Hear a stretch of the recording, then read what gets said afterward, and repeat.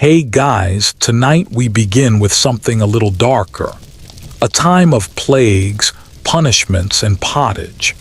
We're diving into what life was really like during the Middle Ages. Forget the castles and chivalry Hollywood sold you. The truth is, you probably wouldn't last a single day. Before we get comfortable, take a moment to like the video and subscribe, but only if you genuinely enjoy what I do here.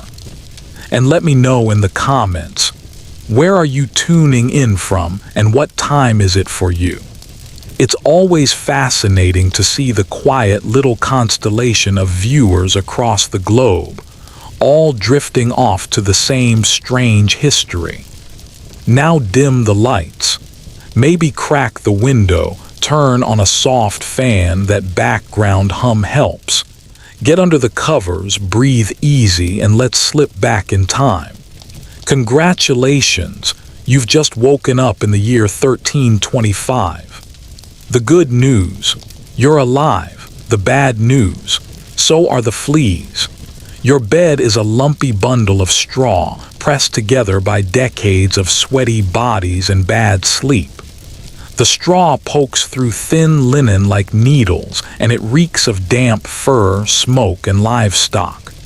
That's because this mattress used to belong to an actual goat, or maybe it still does. There's no mattress store, no thread count, no peppermint linen spray, just hay, a threadbare blanket, and whatever you can borrow, steal, or stitch by hand. If you're lucky, you might get a second wool layer, but only if someone in the family has recently died and passed it down. Comfort is not a concept in this world. It's a luxury reserved for the afterlife. And don't even think about sleeping in. The rooster doesn't care if you had bad dreams. He's already screaming, and so are your bones. There's a damp ache in your back.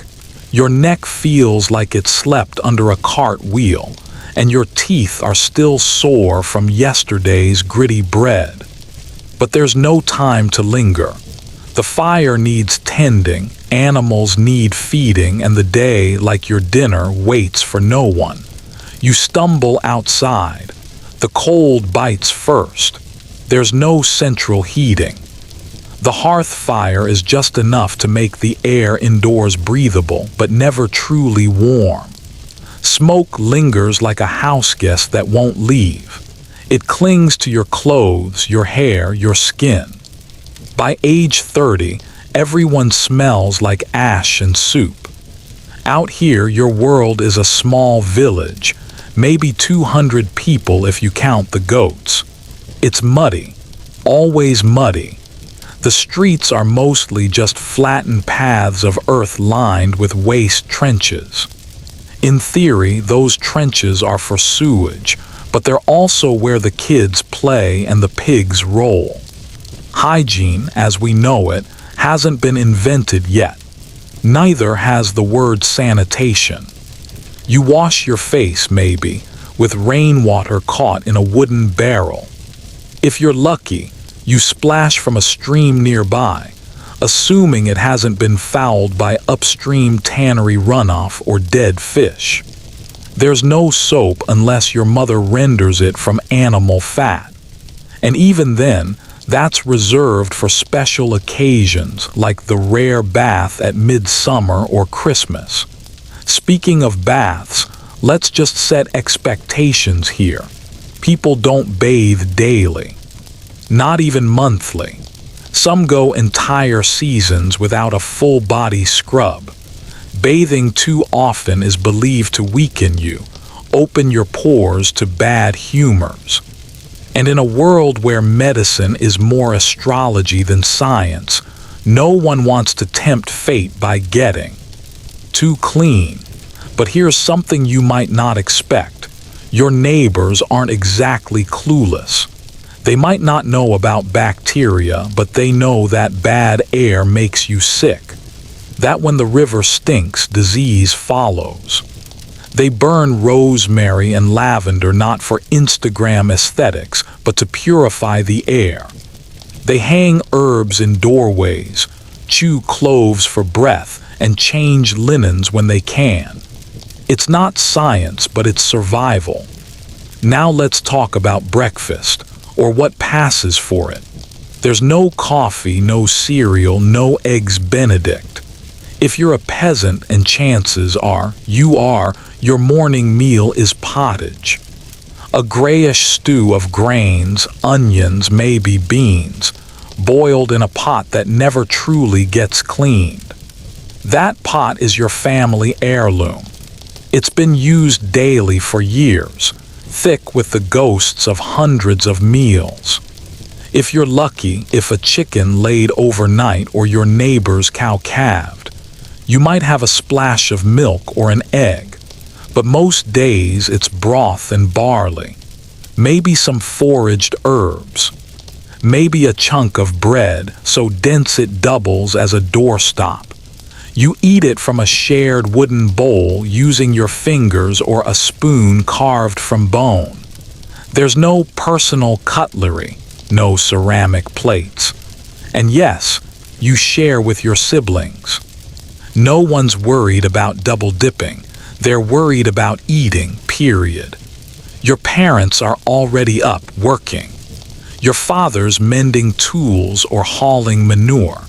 Your mother's spinning wool or brewing ale or bent over a wash tub. Everyone has a task, even the children. By age 7, you're expected to help carry water, collect firewood, tend animals, or scare birds from the barley fields. School. Not unless you're a boy, and not unless your family can spare you and afford the church's fee. Most kids never learn to read. You learn with your hands. Your alphabet is the rhythm of the loom, the squeal of the pig, the shape of the moon. If you do manage to learn your letters, it's probably Latin, the language of priests, laws, and high learning. But you won't speak it, you'll chant it, recite it, not understand a word. It's more spell than speech. The local priest might be the only literate person in your entire village. He's your link to the outside world and to the next one. He baptizes your children, blesses your marriage, and buries your parents. He also decides what's sinful, what's holy, and what might get you burned at the stake. Because let's be clear, this isn't a world of tolerance.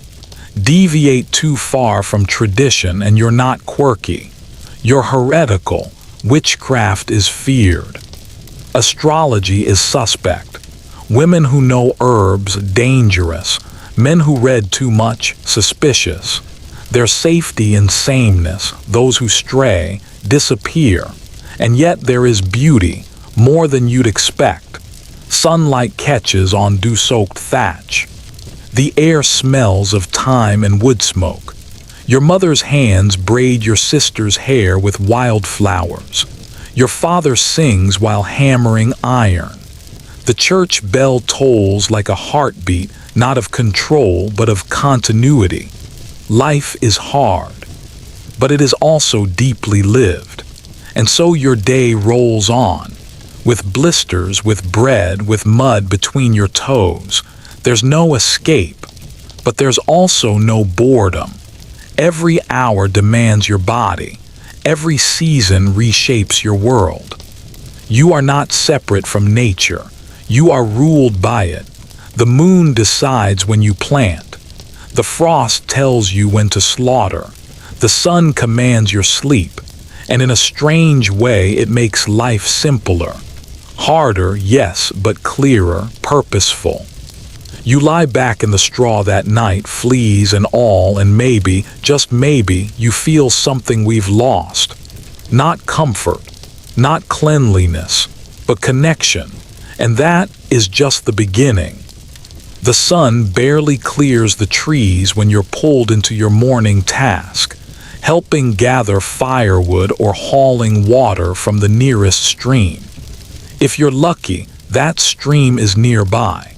If not, you're walking miles with two heavy buckets sloshing at your sides, hands chafed, back already aching. Forget yoga stretches or breakfast smoothies. This is how your body wakes up in the 14th century. And don't even think about coffee. Coffee won't arrive in Europe for another few hundred years. What you get is something closer to warm barley water, maybe ale if you're fortunate, or just plain water with bits of sediment floating in it. That's assuming the water hasn't made anyone sick lately. Germ theory hasn't been discovered yet, remember. So when people fall ill, it's often chalked up to bad air or God's punishment, not bacteria. Back home, your family's trying to get the hearth going. A clay and stone fireplace, smoky and temperamental, it's the heart of the house. Where food is cooked, hands are warmed and stories passed down. Except most days, there's not much to cook. The idea of 3 square meals doesn't exist here. Most people get by on 2, if that. And what counts as a meal wouldn't impress your modern taste buds. This morning, a slice of dense rye bread, maybe a turnip. If you're blessed, there's pottage simmering, a stew of whatever scraps can be thrown in. Onions, leeks, maybe a scrap of pork fat from last week. Pottage isn't just food. It's survival stretching what little you have into something hot and filling. Everyone eats from the same bowl. Hands aren't always washed. Manners, mostly reserved for church or the Lord's table. And yet, in the rhythmic stirring of the pot, there's a kind of comfort. The soft bubble of broth, the crackle of wood beneath the iron cauldron. These are the sounds of continuity. They anchor you to this world. Once breakfast is done, if you can even call it that, there's no lounging around. Your day is carved out for labor, and rest is a luxury only enjoyed on Sundays or when your body simply gives out. You might help till the land if you're old enough, or tend to animals. Even kids as young as 5 or 6 are expected to contribute. Childhood as we know it doesn't exist here. You're not coddled, you're trained to endure. There's manure to spread, seeds to plant, stones to clear from the soil. Tools are basic: wooden hoes, iron spades, often shared among neighbors. And you're doing this in wool clothing that scratches your skin and leather shoes that barely shield you from the cold earth. The sun continues its slow rise as sweat beads down your back. You pause to stretch and spot the Lord's Manor in the distance. That towering structure isn't just a symbol of power, it's a reminder. Nearly everything you touch, grow, or raise doesn't belong to you. A portion of your grain, your livestock, even your time is owed to the landowner. That's the feudal contract, and it's not negotiable. Want to keep some wheat for yourself this harvest? Sure. After you've paid your tithe to the church, your rent to the Lord, and your obligations to the miller who grinds your grain for a fee, you get what's left, which often isn't much. Starvation isn't rare. Famine sweeps through every few decades, thinning the population like a seasonal wind. And yet people persist. In the field beside you, your neighbor sings. Not because life is easy, but because it's one of the few joys you can share without penalty. Song travels across the hedgerows, melancholic, sometimes bawdy but always human. Music is memory here. It keeps time and reminds the body that it's still alive. Around midday, you return to the village square. It's not really a square, more like a dusty patch where paths converge. Traders might arrive, traveling merchants with baskets of cloth, spices, or trinkets. Their presence is a break from routine, a sliver of the outside world slipping in. You've heard rumors from travelers, stories of far-off lands, of kings and battles, of strange beasts. Most of it sounds made up, but who knows? You've never left the Shire.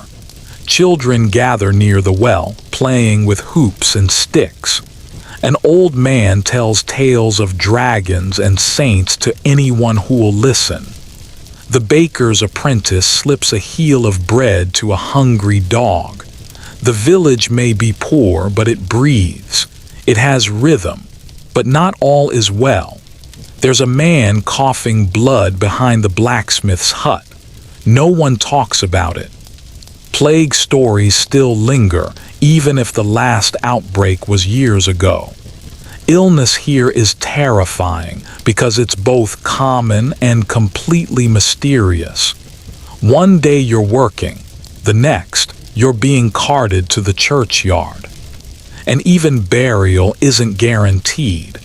If there's no priest nearby, you may not get last rites. No one wants to die without them. Religion rules this world with an iron grip cloaked in velvet. From birth to death, the church marks your time on earth. Baptism, marriage, burial, they're all sacraments. Missing one could doom your soul. And the fear of hell isn't just spiritual. It's real, vivid, painted into the frescoes above the altar where demons devour sinners and saints float above in glory. But for all its control, the church is also the village's heart. It's where people gather, where disputes are settled, where you seek comfort when the harvest fails or your child falls ill. Inside, it smells of wax and damp stone. The stained glass casts colored light on bowed heads. If you're lucky, you know the words to chant in Latin. If not, you follow along and hope your silence is heard. Afternoon stretches on, and fatigue begins to gnaw at you. But there's still work, repairing fences, feeding pigs, collecting eggs. Evenings are short, especially in winter. You finish what you can and head back to your cottage as dusk creeps in. Smoke curls from chimneys. Someone's playing a pipe by the roadside. Inside your home, the hearth is low but glowing. You eat again, likely more of that pottage, maybe thinner this time. You talk softly with family. There are no phones, no TVs. Just flickering firelight, the creak of the wooden bench, the sigh of wind outside. And maybe, just maybe, someone tells a story. A tale of a knight who slayed a beast.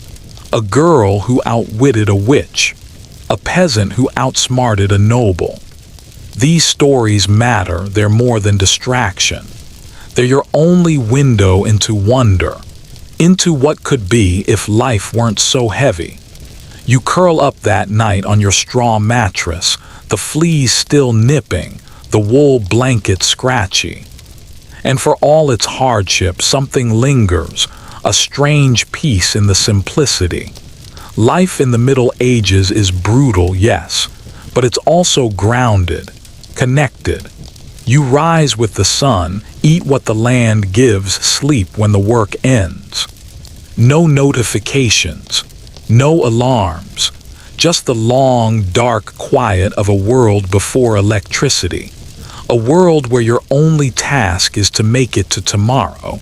And somehow, you do. Morning comes again, but this time the air feels heavier. A fog clings to the ground, swallowing the fields in soft gray. You wake before the rooster crows, not out of habit, but because your stomach wouldn't let you sleep. Hunger is a familiar companion here. It doesn't rage, it just lingers.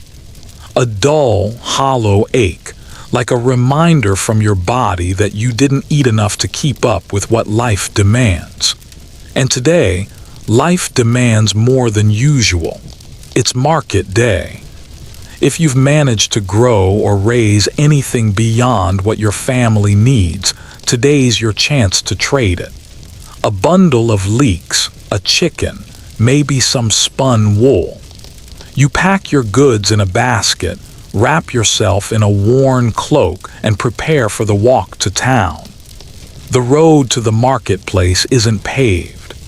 It's a winding dirt path that turns to mush when it rains and dust when it's dry. It cuts through the woods, skirts the edge of a stream, and meanders between old stones that people swear were once sacred. You pass other villagers along the way, some familiar, others not. You nod, exchange a few words, maybe share a laugh or a warning about a fallen log ahead. And then, after miles of walking, you arrive. The town square is nothing like your quiet village. It's alive, loud, crowded. Stalls are set up in crooked rows, each shouting a different scent: fresh bread, smoked fish, hot cider, and unfortunately dung. Children dart between legs. Dogs bark. A man with no teeth plays a fiddle near the well, hoping for coins. The noise and color are overwhelming, but also strangely exciting. For a few hours, the world feels bigger. You trade your goods carefully. Haggling is part of the dance. Offer too high and you insult the buyer. Too low and you shortchange yourself. There's no universal currency here. Sometimes it's coin, but often it's barter. A sack of barley for a comb. A chicken for a new pair of boots. You learn quickly that everything has a price, especially trust. In a stall near the center of the square, a traveling physician sells cures in small glass vials. He wears a velvet hat, a beaked mask hanging around his neck, and claims to have studied in Paris. You know better than to believe everything he says, but still, you wonder, could that potion really help your aunt's cough? It smells of rosemary and vinegar. Maybe that's enough. Nearby, a scribe sells letters for those who can't read or write. He'll write anything for the right price. Love notes, legal complaints, even prayers. You hear him composing a message from a grieving widow to her son, now off fighting in a foreign war. His pen scratches like a whisper against parchment, giving voice to people who live mostly in silence.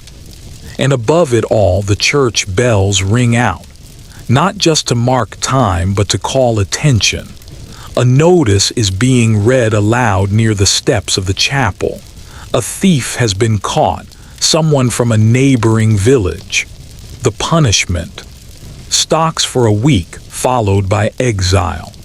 You glance over at the wooden frame, already smeared with dried vegetables from yesterday's mockery.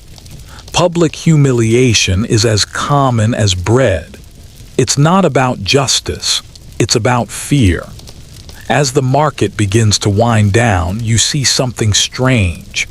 A group of soldiers on horseback, armor glinting beneath layers of mud. They're not from your lord's estate. Their colors are unfamiliar. They speak in clipped Latin, inspecting carts and questioning merchants. You hear the word levy whispered by the butcher. It's possible they're looking for able-bodied men to conscript for the king's next campaign. You shrink back. Not because you fear being taken, you're not strong enough, but because you've seen what happens when war comes close. Families torn apart, crops burned, roads turned into rivers of refugees. The Middle Ages aren't one long stretch of peace and routine. They're punctuated by violence, sudden and sharp. Eventually, you turn toward home. The journey back is quieter. You carry less in your hands, but more in your thoughts. Maybe you heard news of a wedding or a plague in another town, or a noble family fallen out of favor. Gossip is a lifeline here. It's how you learn what's happening in the world beyond your hedge. You reach your village by dusk. Smoke curls from chimneys. A child runs barefoot through the grass chasing a chicken. The blacksmith's hammer rings in the distance, one last time before nightfall. Dinner is humble as usual, but there's laughter tonight. Your neighbor's daughter is getting married soon, and people are starting to prepare.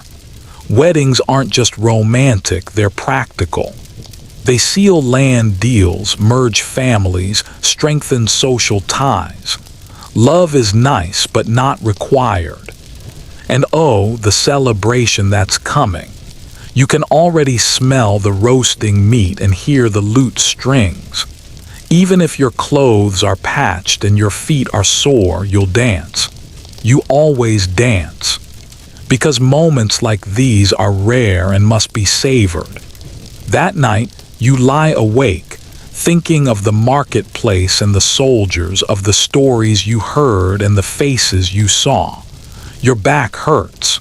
Your belly is only half full. But for a moment, life feels full. Rich with struggle, yes, but also with rhythm. You survived another day, and here that's no small thing. Outside, the owls begin their haunting songs. Wind slips through the cracks in the walls. And somewhere in the darkness, a fox cries out, half warning, half lullaby. You pull the blanket tight and let sleep take you. You wake before the first light creeps over the horizon, not because of duty, but because of discomfort. Your body aches from yesterday's journey, your shoulders still tight from carrying a basket for miles. But there's no time to indulge in soreness. The rooster hasn't crowed yet, and already your household is stirring.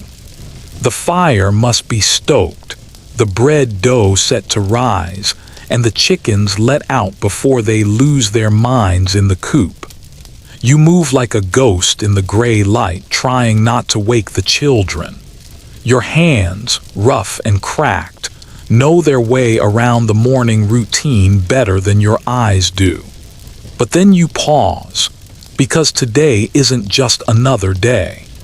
Today is washing day. If you're imagining fluffy laundry and lavender-scented linens, stop right there. This is not some idyllic countryside postcard. Washing day is brutal. It begins with hauling buckets of water from the well or stream, sometimes a quarter-mile away, and usually uphill, because of course it's uphill. Each wooden bucket sloshes and leaks, soaking your skirts and freezing your hands. But that's just the beginning. You boil the water over a smoky fire that never quite behaves, dump in homemade lye soap, and pray that this time the wash doesn't come out with more ash than dirt removed. You kneel beside the tub, scrubbing stained tunics and lice-ridden bedding on a washboard or even just a flat stone. If your fingers crack and bleed from the lye, so be it. You've still got 3 more piles to go. And don't get too excited about drying them. If it's sunny, great. You hang the linens on lines strung between trees or wooden pegs hammered into the house. If it rains, too bad. You drape them near the hearth and hope they don't reek of smoke for the next month. Cleanliness in the Middle Ages was more about survival than sparkle.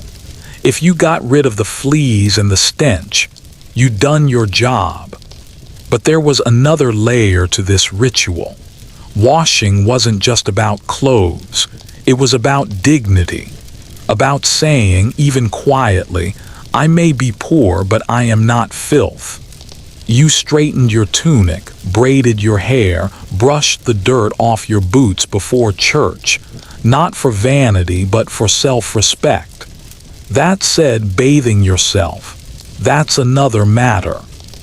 Bathing in the Middle Ages wasn't an everyday affair for most peasants. Some villages had bathhouses, but many didn't. And even when they did, let's just say they weren't exactly spas. A communal wooden tub, lukewarm water shared by several people in a row, and more steam than privacy. When people bathed at home, it was usually in a barrel or copper basin placed near the fire. You filled it with what water you could manage to heat, climbed in awkwardly and scrubbed quickly, because it cooled just as fast. The oldest got the freshest water. The youngest often last. Which means, yes, if you were the baby of the family, your bath water might be more soup than soak. But here's a secret. People weren't as filthy as stereotypes suggest. Yes, soap was rough and plumbing non-existent. But folks washed hands before meals, wiped their faces, brushed their teeth with salt or ash, and combed their hair daily. Hygiene mattered, it just looked different. By midday, your back is screaming and your fingers feel like they've been sanded raw. You step outside, letting the wind dry your face. Across the field, you spot your neighbor hanging a tunic, her hair pinned up with a bone comb. You give a small nod. She returns it. No words needed. You're both in the same boat, weathering life, rinse and repeat. That afternoon, the children return from gathering kindling, cheeks red from wind and sun. One of them proudly shows you a frog, which promptly leaps into the water bucket. You sigh, but you don't scold. At least they're laughing. At least they're still kids. The evening meal is modest. Barley stew, a hunk of bread, and a splash of sour ale. But there's warmth in the room, light from the hearth, and the satisfying stillness that only comes when everyone is too tired to talk. You sit, legs stretched out toward the fire, and exhale. You made it through washing day, and in this world that's a win. Later, as the house sleeps, you stand at the door staring into the dark. Somewhere an owl calls. Somewhere else, a distant dog barks once and falls silent. You can just barely see the stars peeking between shifting clouds. You wonder how many other people are awake in this moment, thinking the same thoughts, feeling the same tired hope. And then you slip inside, bolt the door, and lie down on your straw mattress. It smells slightly less like mildew tonight. That's the reward for all your work. You close your eyes. Tomorrow is bread day. It's still dark out when you wake again, this time to the low groan of your stomach. Bread day, not a celebration, not a break. It's work. Long, repetitive, flour-dusted work. But in a world where food doesn't come wrapped in plastic or delivered in 30 minutes or less, this is survival. And survival starts with dough. You begin by checking the sourdough starter, if you're lucky enough to have some. It's a clay pot with a blob of beige goo inside, alive with wild yeast you've been cultivating for weeks. It smells a little sour, a little sweet, and just enough like beer to mean it's still kicking. You mix it with flour, coarse, brown, and a little gritty. The miller didn't exactly sift out every pebble, so don't be surprised if your teeth meet a few tiny crunches later.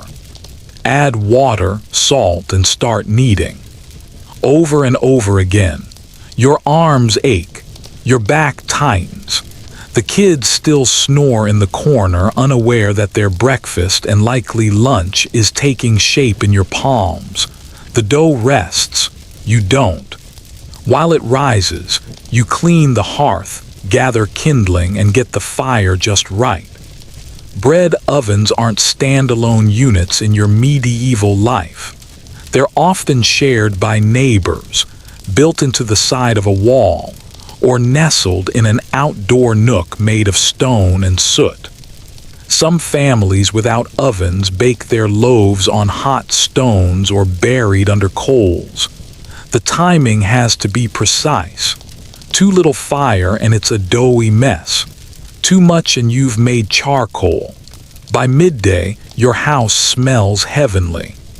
A scent both warm and primal, flour, fire, and hope.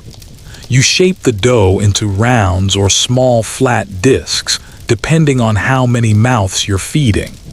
You score the tops with a dull knife, not for decoration, but so steam can escape, and so you can tell your loaf apart from your neighbor's when everyone crowds around the communal oven. You bake with care but not with perfection. The outside may scorch slightly. The middle might be a little dense. But when you break open that first loaf and steam curls into the air, you remember why this matters. Because this is more than food. This is nourishment. This is dignity. This is love in its roughest, oldest form. When the bread cools, you wrap it in a cloth and stack the loaves in the pantry, if you have one. More likely, you tuck them away in a wooden bin with a heavy lid to keep out rats. There's no plastic wrap, no preservatives. Bread stales quickly, which means tomorrow's meals are already racing toward their expiration. And here's a bit of reality. Not every loaf is soft and fluffy. If you're poor, and most were, you mix your flour with whatever you can. Rye, barley, sometimes even mashed beans or old oats. On desperate days, you add sawdust. Not because you want to, because you must. The rich, they eat white bread, refined, fine, soft. They call it manchet and pair it with roast goose and spiced wine. You eat maslin, a darker, rougher blend that sticks to your ribs and leaves grit between your teeth. Still, you give thanks, because you have bread. And bread, even hard bread, means you're not starving. In the afternoon, you might sell a few loaves at market, trade one for a lump of cheese, or barter for a few eggs from a neighbor whose hens have been more generous. Every crumb has value. As the sun dips behind the trees, you break bread with your family. No fancy blessing. Just a silent nod, a peace passed hand to hand, a quiet understanding that this is how you survive. You dip it into a bowl of lentil stew. The broth is thin, the flavor mild, but it's warm, and tonight that's enough. Your youngest picks at their crust. You say nothing. One day they'll understand. They'll remember this. Your hands dusted with flour, your back arched over the oven, the smell of browned crust in a cold room. And maybe, just maybe, they'll remember it fondly. That night, as you lie in bed, your belly not quite full but not entirely empty, you allow yourself a moment of pride. You made bread, real bread. The kind that doesn't come with a brand name or a barcode. Just your labor, your time, and your care. And tomorrow is market day, which means it's time to dust off your shoes, if you even have a pair, and prepare to face the world. Market day arrives not with fanfare, but with the jangle of wooden carts and the low murmur of neighbors setting out early, wrapped in shawls and rough-spun cloaks. There's no alarm clock, just the rooster's cry and a windowless sky beginning to turn from ink to ash. You pack your goods, half a loaf of yesterday's bread, a bundle of wool scraps, maybe a few turnips that survived the frost. Each item is wrapped tightly in cloth, tied with frayed twine, and placed carefully in a basket that's been passed down through generations. The bottom sags slightly, patched more times than you can count. Outside, your breath fogs in the morning chill. The dirt path to the market is muddy, slick from last night's drizzle.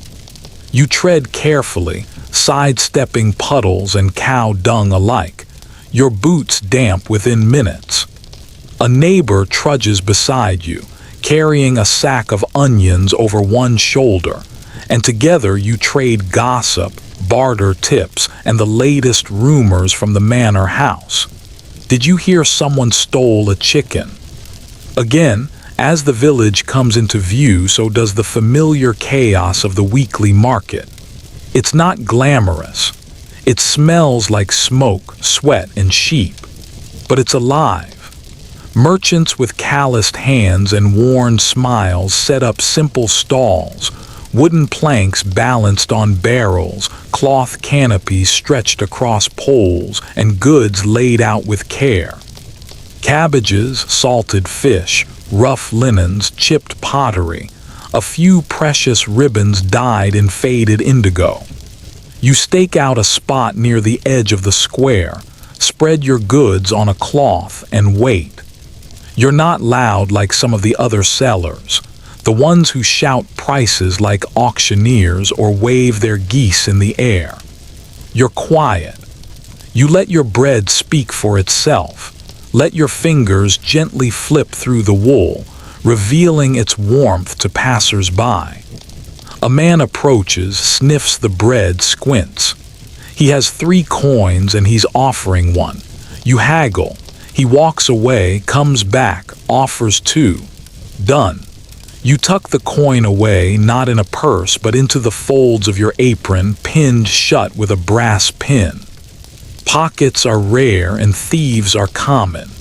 Nearby, a boy plays a lute badly, but his song draws a small crowd. A dog darts between legs. A monk argues with a woman over the price of beeswax. Somewhere behind you, a pig lets out an indignant squeal, having clearly changed its mind about being sold. And you, just for a moment, you smile. Because for all its grime and noise and cold, the market is alive. It's where news is passed, where alliances are made, where someone might finally buy that cracked bowl you've been trying to offload for months. You buy a ribbon with your earnings, not for vanity, but for your daughter. Her hair's been falling into her porridge lately, and this little strip of faded rose pink might bring her joy. You'll give it to her tonight, after supper, and pretend it came from somewhere grander than a man with crooked teeth and a merchant's tongue.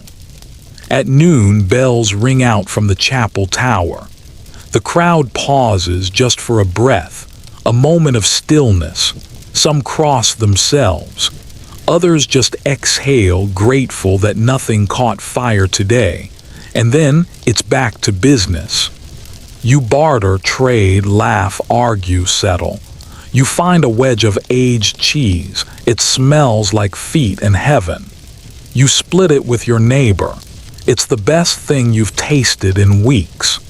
When your goods are gone or when the crowd thins, you pack what little remains. The walk home is quieter. Your feet ache. Your back stings. But your basket's a little lighter and your apron a little heavier with coins. You pass the mill on your way back, a squat stone building with a wheel churning lazily in the stream. The miller nods to you. He's missing 3 teeth but never forgets a face. You promise to bring grain next week. He grunts. That's as good as a contract around here. By the time you reach home, the sun is low. The sky bleeds orange and violet. Your children greet you with sticky fingers and hopeful eyes. You pass out what you've brought, a hunk of cheese, the ribbon, a story about the woman who swore her rooster laid a golden egg. You eat stew again, this time with a little more flavor. Someone scraped a clove of garlic into the pot. You count your blessings, not out loud, just in your head. That night, as you tuck your children under threadbare blankets, you glance outside. The wind rustles the thatch. The stars begin to peek through. And though tomorrow will bring another round of repetition, another day of labor, you feel, oddly, content. Because you've bartered, you've fed, you've lived. And in this time, that's no small miracle. By dawn the next day, the frost has returned. It paints the edges of the wooden shutters in fine white lace, and your breath fogs the air before you even leave your bedroll. The fire burned out hours ago. There's no coal to spare, and firewood is stacked behind the chapel for those who can pay the tithe. So you wrap your shawl tighter and move on. It's washing day. The stream is cold this time of year, but there's no avoiding it. The family's linens are stiff with grime, and the children's underclothes are starting to stiffen into shapes of their own. So you gather your wooden wash tub, grab the coarse bar of lye soap made from animal fat and ash, and carry everything down to the bank. You're not alone. Other women are already there, kneeling at the water's edge, their sleeves rolled past the elbow, knuckles red from the chill.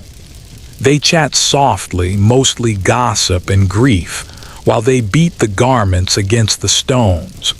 One woman hums a hymn under her breath. Another curses her husband's stained tunic. It's a rhythm, a ritual, one as old as the village itself. You scrub in silence for a while. It's hard work. The soap stings the cracks in your fingers and the water seeps through your shoes. But the stains begin to lift, the fibers soften, and you take small pride in watching the fabric lighten in the winter sun. Halfway through, someone brings word. The Baron's men are out riding again, taking census maybe, or just making a show of force. Everyone straightens up. Even here at the riverbank, you feel their presence like a storm cloud on the horizon. You've done nothing wrong. You're no rebel, no thief, but the fear still settles in your bones. Because in this world, innocent is not a guarantee of safety. Back home, your husband is thatching the roof. He's cursing mostly. He's not a roofer by trade, but when the leaks start, everyone becomes one. You can hear him shouting down at the children to stop chasing the chickens through the soot pile, but they pay him no mind. They're barefoot, wild, alive in a way only children of hardship can be. You hang the wet clothes on a line strung between the garden posts. They'll freeze before they dry, but at least they're clean. The wind whips them like flags, and you watch as the mist curls off the fields beyond. And that's when you see her, Marjorie, the old healer, walking slowly up the path, her back hunched like a bow. She carries her usual basket of herbs, dried lavender, bitter root, and some thick, sticky resin she swears helps with toothaches. The children call her a witch. The priest says she's a pagan.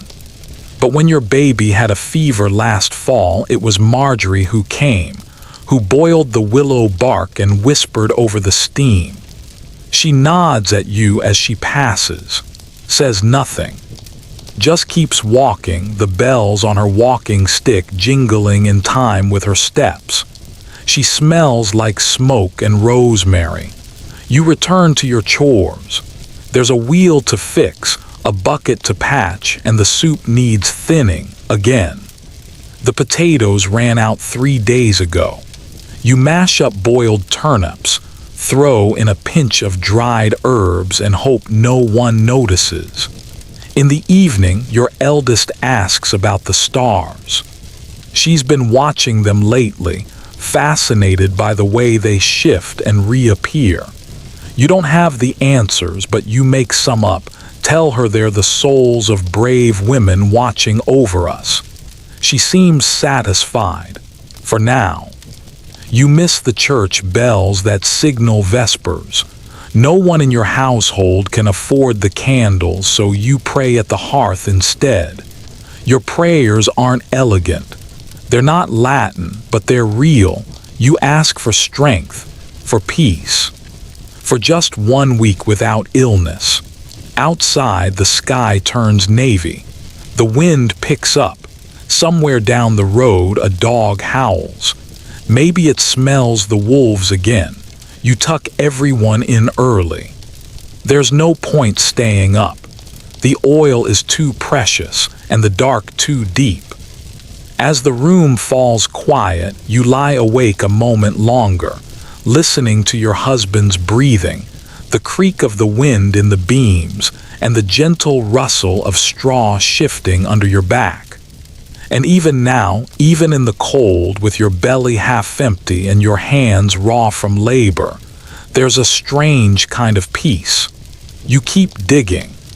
The sun creeps lower, turning the dirt a deeper red under your nails. Your stomach gnaws at itself, but there's no time to stop. The rhythm of your work is the only thing keeping the cold from settling in your bones.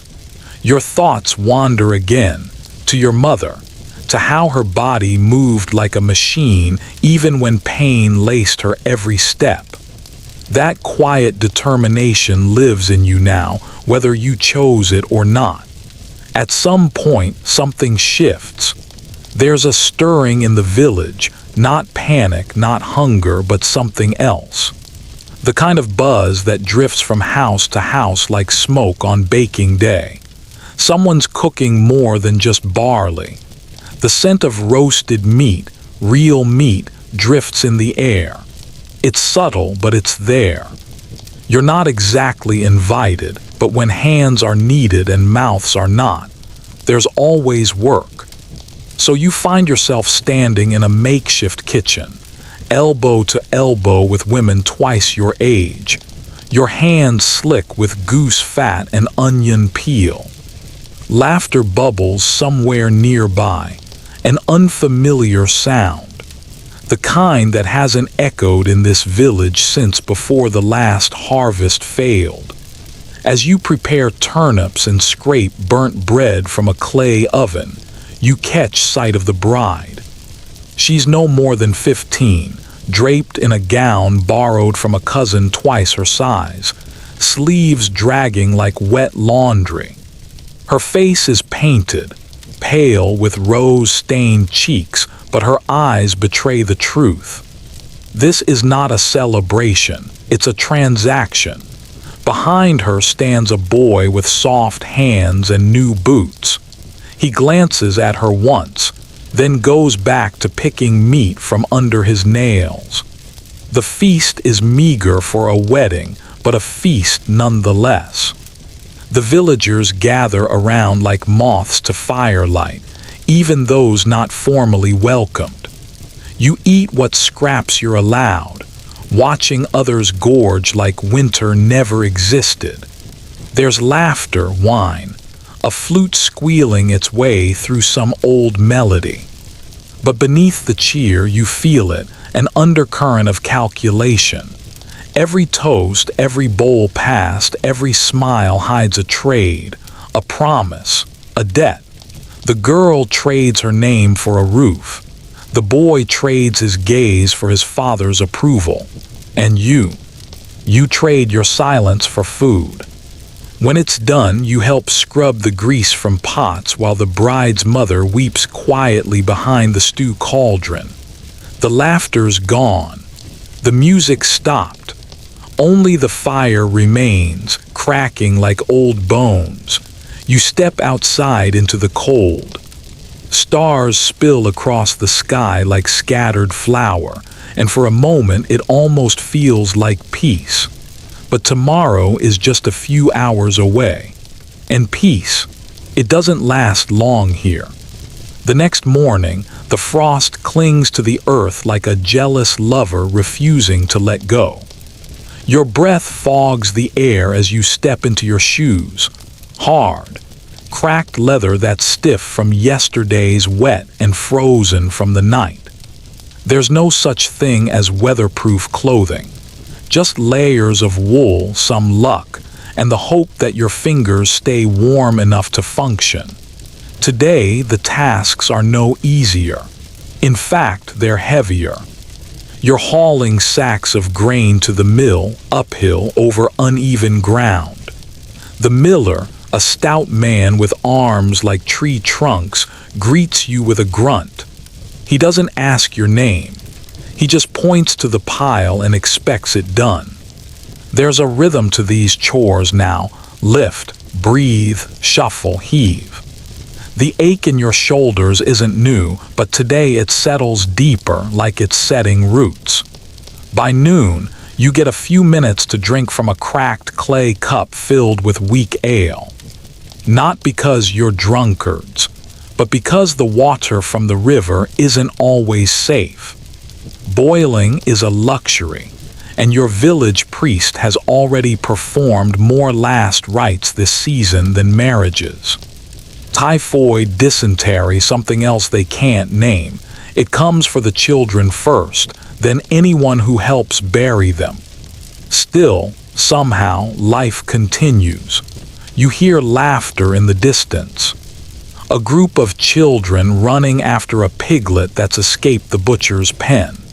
They squeal, the pig squeals, and for a minute, joy pierces the gray. You smile without meaning to. That same afternoon, you're told the blacksmith's apprentice fell ill. Again. And since you once helped repair a bucket handle, you're now qualified to help. So into the forge you go, where it's hot, smoky, and louder than a cathedral on Easter. The blacksmith shouts orders over the clanging, his face streaked with soot and sweat. You're handed a pair of tongs and a heavy iron rod, and you pretend you know what you're doing. Your arms tremble, sparks fly, and for the first time in days you feel truly warm. When the sun dips low, the air outside bites hard. You're released just as the first stars appear, tiny, cold witnesses to the grind of survival. Your back aches. Your hands sting. And still tomorrow promises no mercy.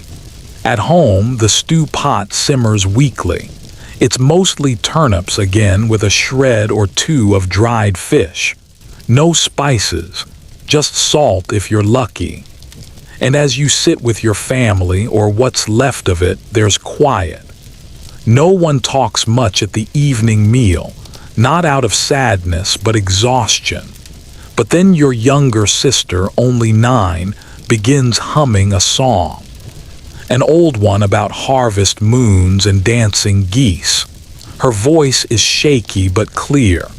Your mother joins in, then your uncle, and just like that the room changes. Not the temperature, not the hunger, but the atmosphere, the emotional weather of the space warms slightly. That's the thing about the Middle Ages. For all the darkness, there were still flickers of light. They didn't come from chandeliers or candles or kings. They came from human resilience, the ability to find some sense of music in a world that constantly threatened silence. Later that night, as you try to sleep, your muscles throb. You shift on your straw bed, trying to find a patch that isn't poking your ribs. But even that discomfort can't overshadow the truth of what you've survived today. One more day. That's what it means to live in 1325. not progress, not dreams, just endurance. And yet, when your sister crawls under the covers beside you, her feet like tiny blocks of ice, you find your arms opening without thought. You hold her, you share your warmth, and in that act, you reclaim a fragment of humanity. Outside, the village dogs howl at something you can't see. Maybe a fox, maybe the wind, maybe a fear older than words. But inside, at least for now, there's still breath, still heartbeat, still another day waiting to be survived. At first light, the rooster crows, but you were already awake. Sleep comes in fragments now, a few hours at best. A dozen interruptions, cold drafts, sore hips, dreams that feel like warnings. When you finally drag yourself upright, your legs hesitate. They always do. The pain in your knees tells you it rained last night, even before your toes hit the ground. The roof leaks in places you've stopped noticing. Today is market day, and that means the entire village stirs early. People move like ants, each on their own mission. Barter a sack of barley, sell a hen, beg a favor. You've been tasked with bringing the last of your family's dried apples to trade. It's not much, but it might get you some salted meat or a length of coarse cloth. The journey takes hours by foot, through winding paths slick with mud and strewn with rocks. But there's something almost thrilling about leaving your hamlet, even if only for a few miles. The trees open up to reveal the market square, noisy, colorful, and alive. The smells hit first: roasted chestnuts, manure, boiled leeks, sweat. Smoke, all of it layered like a stew of humanity. You find a spot on the edge and lay out your apples. People pass by, some look, some grunt. One man offers a bent spoon and a wool cap in trade. You accept. It's not fair, but it's something. A woman next to you offers healing herbs, comfrey, wormwood, valerian. She's missing 2 fingers and wears a charm around her neck carved from bone. Her eyes are kind but tired. A crowd gathers near the square's center. A traveling bard stands on a stool, reciting a tale of St. George and the dragon. Children gape. Some villagers scoff. You listen, not for the story, but for the rhythm of it, for the reminder that words still matter, even here, even now. And then come the tax collectors. They always arrive in pairs, mounted and armored with a scroll and a smirk. One reads off names while the other holds out his hand. Your family owes 3 pence more than you can pay. You offer what you have. The spoon, the cap, your last 2 apples, it's not enough. The collector shrugs and marks your name. A debt. It will grow. They always do. The sky darkens as you return home, your feet blistered and your stomach empty. Along the way, you pass a man with a donkey cart tipped into the ditch. He curses in Latin. You stop to help anyway. He doesn't thank you, but he nods. That night, your mother cries behind the curtain that separates the beds. Quietly. You don't ask why, you already know. Winter is coming, there's not enough firewood. Your cousin's baby has a cough. The bread is going stale. And no one has seen the village priest in 3 days. You wake in the middle of the night to the sound of thunder. The wind tears at the shutters. Water seeps under the door. You curl tighter under your rough blanket, listening for the sound of rats in the rafters. They always seem to know things before humans do. And yet, you do not despair. Because tomorrow, you'll rise again. You'll gather kindling. You'll clean the chamber pot.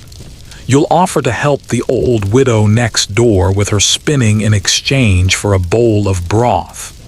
You'll survive, not because it's glorious, not because it's easy, but because that's what people do here. They endure. And in those quiet acts of endurance, those unseen, uncelebrated moments of persistence, you find something remarkable. Not hope exactly, but defiance, a refusal to vanish, a belief, however faint, that this world with all its filth and frost and fear is still yours to live in, even if just for one more day. The morning air bites colder now. Autumn has crept in quietly, leaving a trace of frost on the edge of the wooden pail by the door. Your breath fogs as you step outside to fetch water, the iron handle of the bucket stinging your fingers. Around you, the village has begun its slow transformation. The leaves have turned from green to fire, rust, amber, gold, and the harvest season is upon you. Every day now is a race against time. The wheat must be cut before the next heavy rain. The root vegetables pulled before the first hard freeze. Your hands are blistered, your knees ache from nailing in the soil, and your back feels older than your years. But there's a strange kind of satisfaction in it, watching the barn slowly fill, feeling the pantry shelves grow heavy with dried beans, onions braided into ropes, and apples tucked into straw-lined crates. And yet, even in this season of gathering, there's anxiety beneath the surface. Last winter was cruel. A blight destroyed much of the stored grain. You remember the hollow-eyed look your neighbor's children wore by February. Your father said people died not just from hunger but from despair. So this time, everyone is hoarding more, measuring every ounce, every kernel. You even catch your mother counting the pickled beets, whispering numbers to herself late at night. The days are shorter now. The darkness arrives earlier and stays longer. Candles are precious, saved only for prayers or sickness. Most nights are spent near the fire, mending torn sleeves, sharpening tools, or telling stories to keep the silence at bay. Sometimes you catch your younger brother carving symbols into wood, charms he swears will keep the spirits away. No one mocks him. Everyone knows someone who's seen something in the woods they couldn't explain.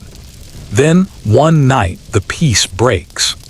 A scream shatters the stillness. It comes from across the square, where old Agnes lives alone since her husband died 2 winters ago. You and your father rush toward the sound, torches in hand. Her door is open. Inside, she's collapsed, her lips purple, her fingers curled like roots. Beside her is a cracked bowl, the scent of spoiled broth still rising from it. A sickness, the village decides. Maybe from bad mushrooms, maybe something worse. Word spreads quickly.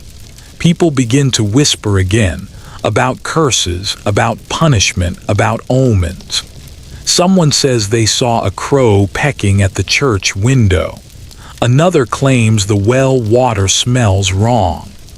The priest is called, of course, and he blesses her cottage with incense and prayer, but he looks pale himself and his hands shake. The next week, 2 more fall ill. A boy with a fever that won't break. A woman who starts coughing and never stops. And suddenly, the fear is back. You remember this fear. You were small when the last wave of sickness came, but you still recall the smoke, the silence, the way whole families disappeared. Your father tells you not to worry, that it's just a fever season. But your mother has already begun boiling herbs, hanging garlic, lighting juniper branches near the door. Just in case, she says, church attendance grows. People who hadn't set foot inside for months are suddenly kneeling, crossing themselves, begging for mercy. The priest preaches louder, harsher. He speaks of sin, of judgment, of how God tests the faithful. You're not sure if it's comfort or a warning. School, if it could be called that, stops altogether. The village children, normally wild with autumn mischief, are quiet. They stay close to their homes, eyes darting toward every cough, every sneeze. Your brother says a peddler passed through last week and warned of illness in the next town over. People dying with black marks on their skin, their eyes turning glassy before sundown. You try not to think about it. Instead, you focus on the harvest. You carry bushels on your back. You dry herbs in the rafters. You help your mother boil thick root stews heavy with garlic and turnip. You try to feel useful, like your hands can keep the sickness away if they just stay busy enough. But deep down, you know that illness doesn't care how hard you work. One night, your father doesn't come home from the fields. You wait, an hour, two. The sky turns dark. Finally, someone finds him near the stone wall by the sheep pen, slumped over, burning with fever. You help carry him inside. His skin is hot, his breath shallow. Your mother doesn't cry. She just moves fast and precise, with herbs, with cloth, with whispered prayers. You sit beside him all night, watching, waiting. He survives the fever, but others do not. Over the next 2 weeks, 5 villagers die. One of them is Willem, the man who had collapsed in the field months ago. Another is a midwife. Another, a boy no older than your brother. The air feels heavy. The church bells toll too often, and people begin to carry herbs around their necks, or ash marks on their foreheads like armor. And yet, daily life must continue. The cows still need milking. The wood still needs chopping. There's no such thing as a sick day here. You can't afford to stop. One morning, through the thinning mist, you see a figure approaching the village. A rider, cloaked in brown, hunched low. He bears a letter sealed in wax. The steward has fallen ill. The manor is quarantined. No one is to enter or leave, which means for a little while no tax collections, no labor levies, no interference. It's a strange kind of relief, like a breath you didn't know you'd been holding, but you also know it won't last. Winter is coming, and with it, deeper cold, deeper hunger, and maybe deeper loss. Still, for now, the fire crackles. Your father breathes, the stew simmers, and you're still here, somehow. The snow arrives not with a gentle flutter, but like a curtain dropping between you and the world. One day the earth is just wet and cold. The next it's blanketed in white so thick, the path to the well disappears completely. You wake to silence. Not peace, silence.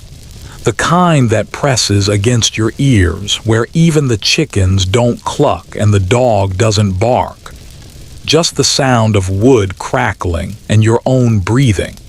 It's winter in 1325, and you're still alive. But survival in this season feels less like a right and more like a dare. You pull your wool layers tighter, fingers numb even inside your gloves. The stew pot has been refilled so many times with turnips and leftover scraps that it's more memory than meal. Bread, when you have it, is sliced thinner. You chew slower, not for digestion, but to trick your brain into thinking you've had more. Your father mostly sleeps now. The fever left him, but it also took something else. His energy, maybe his pride. He sits by the fire, rubbing his hands like he's trying to remember what they used to feel like. And your mother, she's quieter, not sad, just distant, like she's saving her voice for when it matters. The village has changed too. Less gossip, fewer visitors, even the livestock seem subdued. The cows don't bellow like they used to. The chickens barely peck. There's talk that this is the coldest winter in 2 decades. You believe it. Your job now, keeping the fire alive. It becomes your obsession. You wake 3-4 times a night to check the coals, adding branches you'd stacked months ago. You learned fast that if the fire dies, everything else follows. Heat, cooking, morale. In a medieval winter, the hearth is your heartbeat. Let it go cold and your chances of surviving do the same. Sometimes you hear crying, not from your home, from somewhere else, muffled, fragile. A mother grieving, a baby failing to thrive.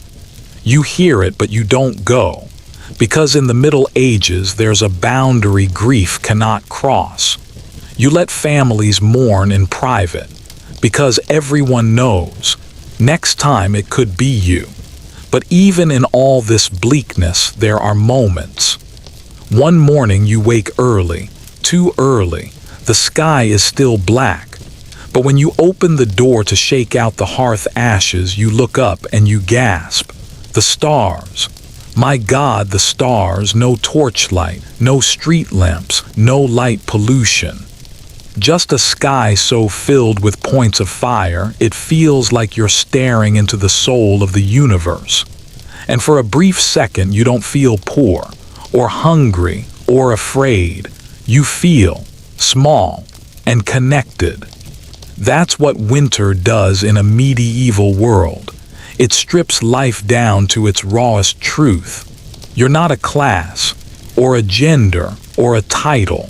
You're just a person, standing in the cold, under a sky so beautiful it hurts. By midwinter, the village looks skeletal, trees like bones, fields like ghosts. Even the church loses its grandeur, just stone now, dusted in snow, stoic and unblinking. The priest begins weekly fasts, urging villagers to pray harder to resist temptation. He says suffering cleanses the soul. You're not sure if it's theology or desperation. Then comes Candlemas, February 2nd. A small flicker of celebration amid the gloom. A blessing of candles for the year ahead. The priest gives each household a beeswax taper, and for a few hours the village glows.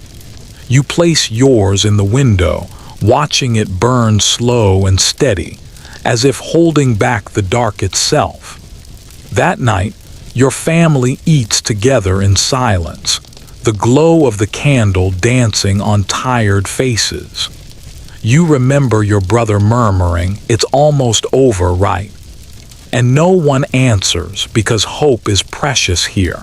You don't waste it with guesses.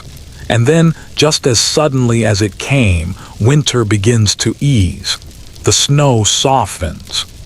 The wind loses its bite. Somewhere, birds begin to return. And you find yourself standing outside for the first time in weeks without your breath catching in your throat. Spring is still far, but something stirs. The first real sign, mud, thick, squelching, relentless.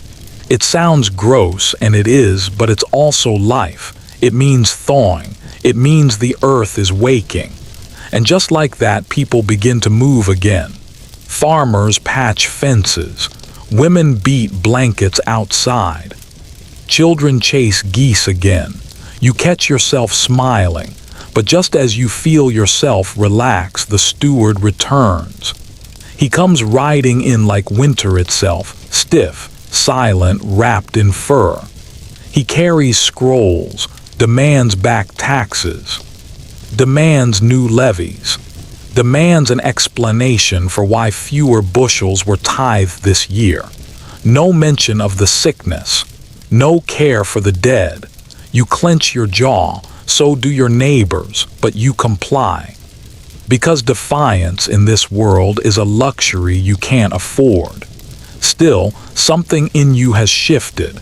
You've seen how fragile everything is, how quickly it can all slip, and you've survived anyway, not because of some royal decree, not because of a saint, but because of you and your people. You remember how your mother planted onions under frost, how your father, half crippled from fever, still taught your brother how to trap rabbits, how your neighbor, despite losing her son, still shared soup when you had none.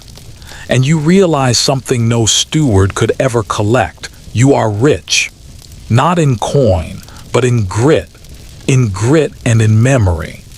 Because in the Middle Ages, life isn't measured by what you own. It's measured by what you endure. And here you are, still standing. Night in the medieval village doesn't just fall, it creeps in. Like smoke thraug. You're not scared of the dark exactly. It's what lives in the dark that keeps you up. Not lions, not dragons, those are. It's said that just 3 villages over, a family woke up to find their livestock bled dry and strange symbols scorched into the barn floor. Was it bandits? Demons? No one knows and no one dares ask twice. Instead, the villagers hang rosemary by their doorways and whisper protective prayers into their ale, just in case. You used to laugh at these tales until you heard the howling. Now you light an extra taper at night, and yet life must go on. Morning returns, dragging you out of sleep like a rough-handed uncle. You stretch your aching limbs, then wince. It's slaughter day. The pig has been fed scraps all year for this moment. Its eyes follow you with a knowing sadness. It doesn't squeal when tied, it just stares. And something in you flinches. But in this world, meat is wealth. Blood is warmth. Hunger doesn't respect hesitation. You grip the blade and do what must be done. The village watches, not out of cruelty, but because this is the rhythm of survival. This is ceremony. When it's over, nothing is wasted. The fat becomes tallow, the skin cured, the bones cracked for marrow. You don't eat tonight to celebrate. You eat to remember that you can. As the day ends, you gather in the longhouse, not to rest, but to listen. Old Marta starts her story the way she always does, with a whisper.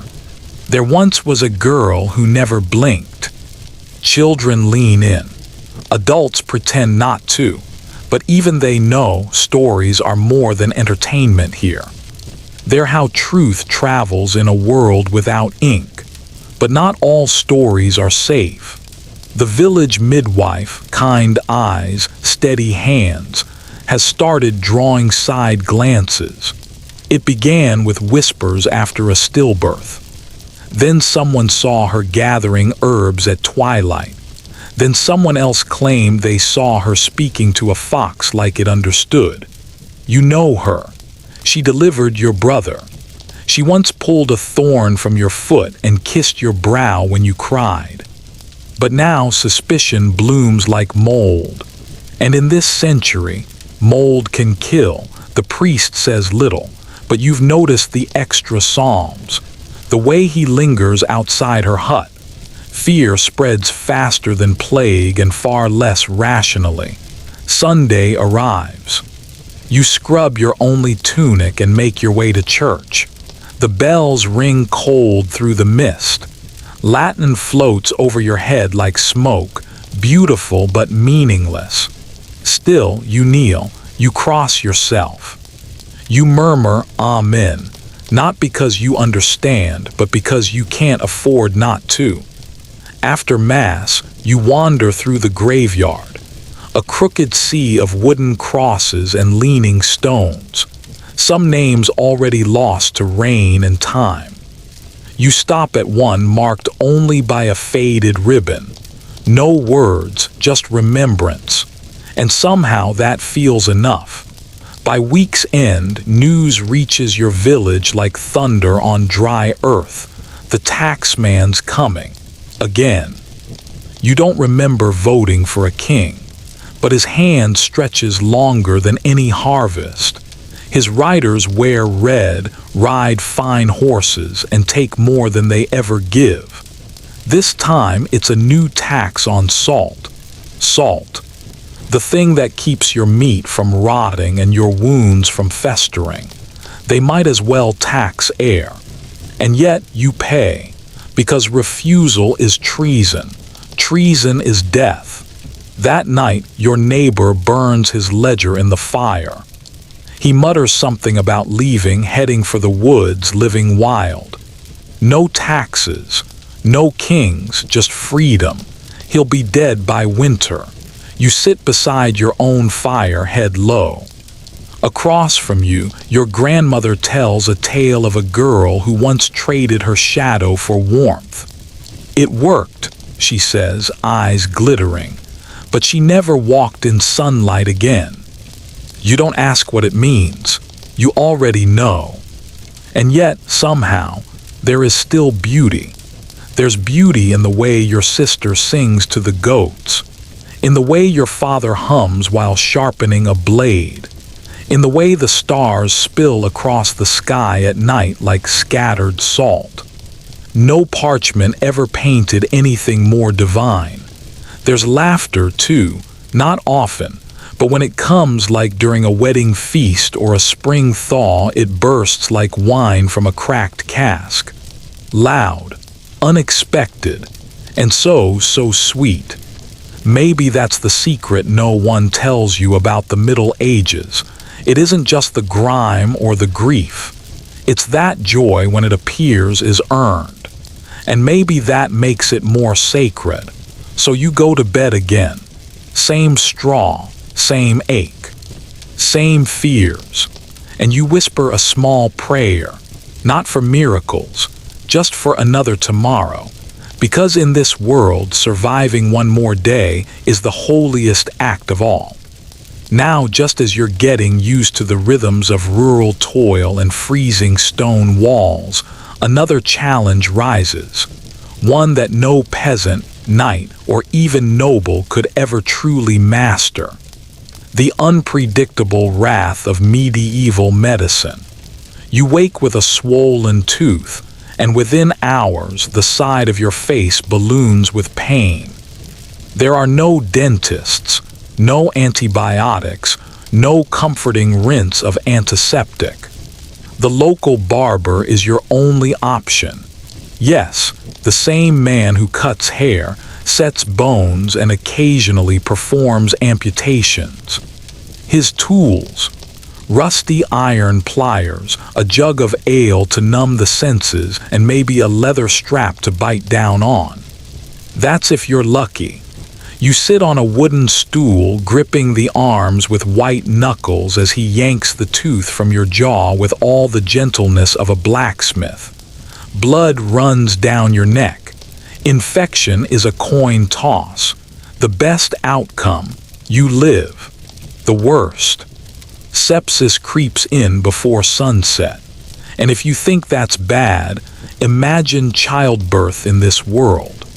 A mother's scream echoes through a cottage where the midwife is armed with nothing but linen rags and herbal prayers. No epidural, no sterile instruments, no guarantees. For women, giving life was often a gamble between hope and death. The church preached that pain was God's way of purifying the soul, especially for women. So rather than comfort, you'd hear hymns and chants meant to ease your spirit, not your body. But it wasn't all suffering. There were days when healing came from unexpected places. A kindly old woman might visit with a poultice of garlic and honey, or a traveling monk, versed in ancient Greek texts, could recite remedies written by Galen or Hippocrates.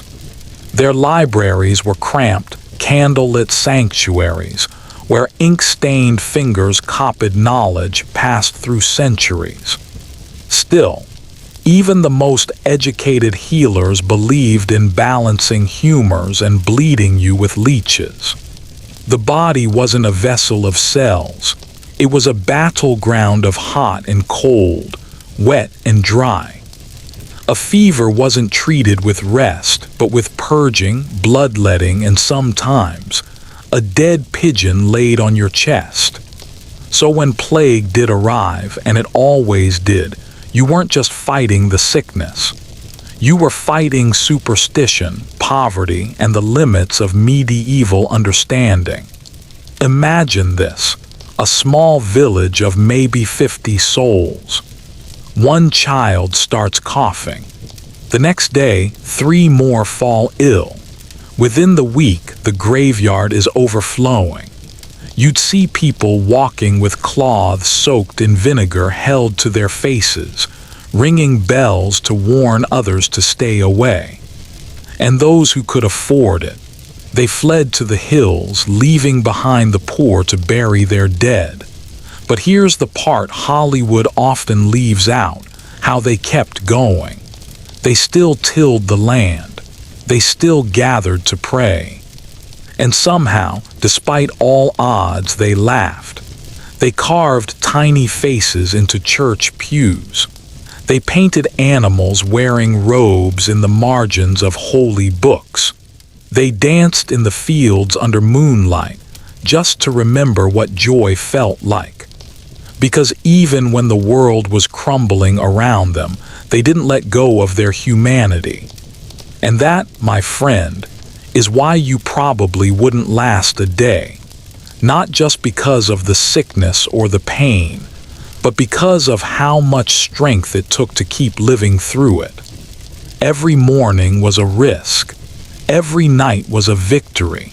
And every soul who survived another day carried a resilience we can barely comprehend now. But their stories, their struggles, they're etched into the stones of old churches, buried beneath cathedral floors, and whispered through time by those who refuse to be forgotten. And yet, for all the grit and survival, life in the Middle Ages wasn't just about staying alive. It was about finding meaning in a world where almost nothing was guaranteed. Not your health, not your land, not even your soul. That's why, for many, faith wasn't just belief, it was lifeblood. Picture this. It's the feast day of a local saint. Bells ring out across the gray sky. The entire village gathers, faces scrubbed, tunics patched, and children chasing one another barefoot through the mud. It's one of the few days when the rhythm of toil breaks and something lighter, almost joyful, takes its place. A procession begins. Banners flutter in the wind. The priest leads a prayer, swinging incense from a heavy brass thurible. The air smells of smoke, sweat, and rosemary. For just a moment, the weight of existence lifts. And that's what these feast days were about, pausing the daily struggle to remember that there was something beyond hunger, beyond hardship. Maybe heaven, maybe redemption, maybe just a full belly and music under the open sky. In fact, you'd be surprised at how lively some of these celebrations got. Ale flowed, bread baked, fiddles sang. There was dancing. Yes, dancing, even in a world so often remembered for its darkness. And the music, it wasn't polished, but it was real. Men strummed lutes by firelight. Women sang old folk songs that carried stories older than the church itself. They sang of lost lovers, of brave warriors, of seasons changing and hearts breaking. Songs that survived not because they were written down, but because they were felt. Meanwhile, across the stone walls of a nearby castle, things looked quite different. Let's step inside for a moment. Imagine being born into nobility, not luxury, mind you, but responsibility. You're 12 years old, and already you're learning how to manage land, keep accounts, and prepare for a marriage that's more alliance than affection. You dine on meats and soft bread, but only after the lord and lady have taken their share. Servants fill your cup. A tutor drills you in Latin. Your chamber is cold despite the thick tapestries, and you sleep with a dagger under your pillow, not for fear of ghosts, but in case politics turns bloody as it often does. For noble girls, the path was even narrower. You were taught to sow, to obey, to pray. Your value was measured in dowries and decorum. A misstep in court could cost your family's standing. And behind every smiling banquet was the quiet fear of being married off to a man 3 times your age, because alliances, not affection, ruled the game. But still, even among the elite, life wasn't all ease. The water wasn't cleaner. The doctors weren't better. And the rules, they were stricter. A single scandal could unravel generations of status. And that brings us to one of the strangest truths of the Middle Ages. Sometimes the freest people were the ones with the least. Because while nobles worried about lineage, peasants danced in fields.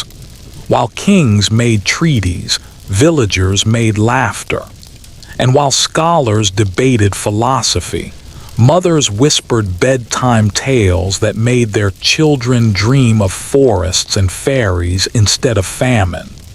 It's easy to romanticize or condemn an entire era, but the truth, it was both worse than we imagine and more tender than we give it credit for.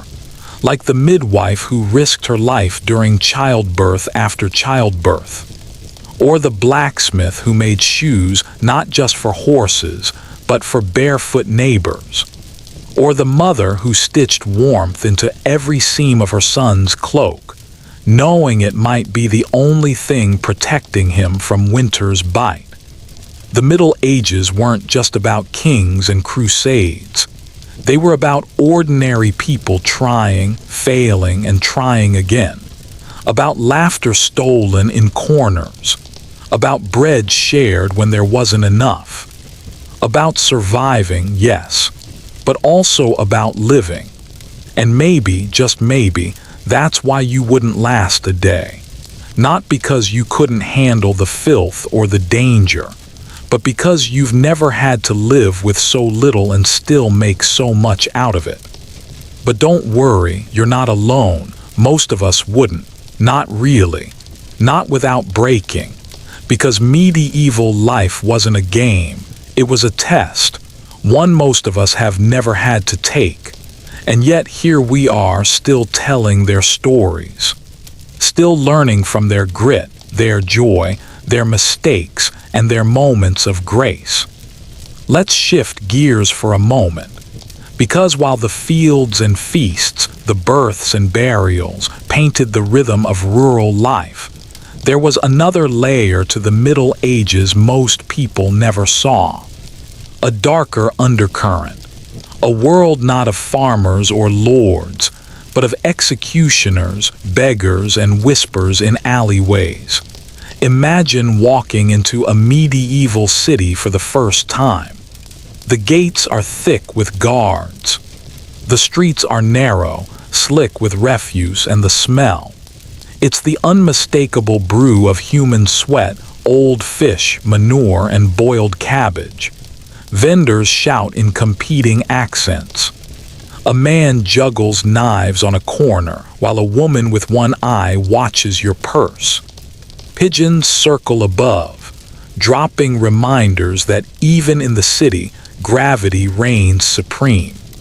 And here's the part most don't think about: medieval cities weren't just crowded. They were chaotic. Disease spread faster than news. Fires started with a single candle. And law, well, it depended on who you knew and how much you had to bribe. In one corner, a scribe sells forged documents to desperate peasants trying to escape a feudal contract. In another, a tooth puller, no training, just tongs and confidence, offers pain relief with a shot of homemade liquor and a slap across the face. And in the square, there's the pillory, not just for show. You could be tossed in for public drunkenness, for gossiping about the wrong noble, or for baking bread with too little flour. Children throw rotten fruit, dogs bark, and every now and then someone cheers. Justice in those days was more performance than process. And let's not forget the executioner, a figure both feared and necessary. He's not masked, not always, but he is marked. Some towns won't let him worship in the same church. Others refuse to bury him on sacred ground. Yet when a sentence is passed, it's his hand that swings the sword. And here's the twist: executioners were often surprisingly educated. They had to be. They needed to know anatomy to get it done clean. They kept lists. They learned nerves. They knew how to kill quickly or slowly if that's what the court wanted. It wasn't just gallows and beheadings either. Sometimes punishment meant the stocks, or branding, or even mutilation, removing a thief's hand or slicing a beggar's ear. These acts weren't hidden. They were performed. Public pain was supposed to teach obedience, but did it work? Not always. Because in the dark corners of the city, rebellion still simmered. And here's where things get interesting. Contrary to popular belief, not everyone was obedient, pious, or submissive. There were rebels. There were witches. There were midwives who taught herbs the church condemned. There were heretics who read forbidden texts in candlelight, and women who refused to marry, choosing instead to serve as healers, seers, or wanderers. Some of them were caught. Some of them were burned. But many more lived quietly on the edges, challenging power with every whispered remedy, every secret ceremony, every refusal to bend. And honestly, that's part of why you probably wouldn't last a day. Not because of the dirt or the danger, but because of the constant, crushing weight of being watched by the church, by your Lord, by your neighbors. One wrong word, one unlucky day, and you're on trial for something you didn't know was a sin. Even laughter could be dangerous if it came at the wrong time. Yet somehow, people still laughed. They found joy in the unlikeliest places, in dirty jokes scrawled onto tavern walls, in songs sung too loudly after a mug of mead, in the absurdity of life itself. Because when the world felt like a joke at your expense, sometimes the only answer was to laugh right back. And through it all, people lived. They danced, even when there was no music. They fell in love, even when marriages were arranged. They carved faces into cathedral stones, not just of saints, but of monkeys, demons, and drunken friars. Why? Because art, even in service of God, was still made by human hands, and those hands had stories of their own. maybe that's the part Hollywood always misses. The mess, the contradictions, the absurdity. Because yes, the Middle Ages were brutal, but they were also weird, hilarious, deeply human. And that's what we forget. We remember the wars, the plagues, the punishments. But we forget the jokes people told, the quiet moments between lovers, the way a child's laugh could echo through a village long after the cows had been fed. We forget that every single person who lived back then had hopes, fears, dreams, and heartbreaks, just like you. So before you shake your head and say, "Nope, I could never survive that," remember this. You already carry a piece of them inside you, in your stories, in your instincts, in the way you seek meaning, crave connection, and light a candle when the darkness gets too thick. The Middle Ages aren't just history, they're legacy. And somehow, against all odds, they still speak. Let's say you made it this far. You've survived the filth, the fear, the fleas, and now you find yourself under the smoky rafters of a small tavern. The day's work is done. Outside, the night is cold. The fire inside crackles. The wooden floor creaks with every step, every staggered dance. And someone's just pulled out a battered lute. No, it's not a royal ball. It's not even clean. But it's warm. It's noisy. It's alive. You might be surrounded by strangers, but tonight, they're your tribe. The baker with flour still dusting his sleeves. The widow with stories too sharp for the priest's ears. A one-eyed soldier who sings louder than he drinks. And the barmaid, well, she's heard it all before. Here's the thing Hollywood often forgets. Medieval people didn't spend every night brooding by candlelight or plotting feudal revenge. They celebrated. They got drunk. They made up dances with names like the Leaping Toad and sang bawdy songs that would scandalize even modern sailors. Laughter was currency in the darkness. And the tavern, it was the vault.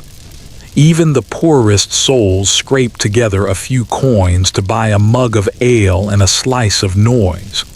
Because sometimes surviving wasn't enough. You had to feel something. A moment of joy, of mischief, of forgetting. Now picture this.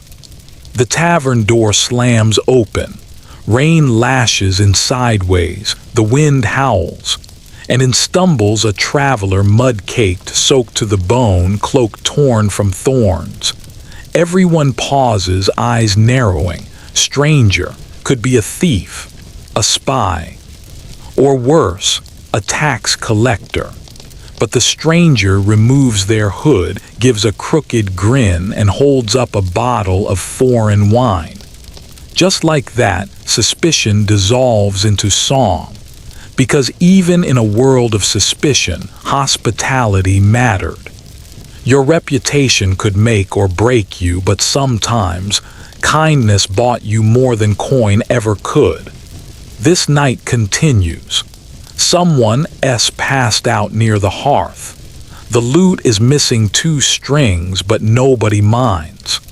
The tales being told are half true and twice as funny.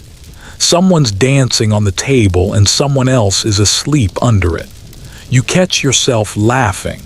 You, a time traveler who shouldn't have lasted a day, have found your rhythm. For now.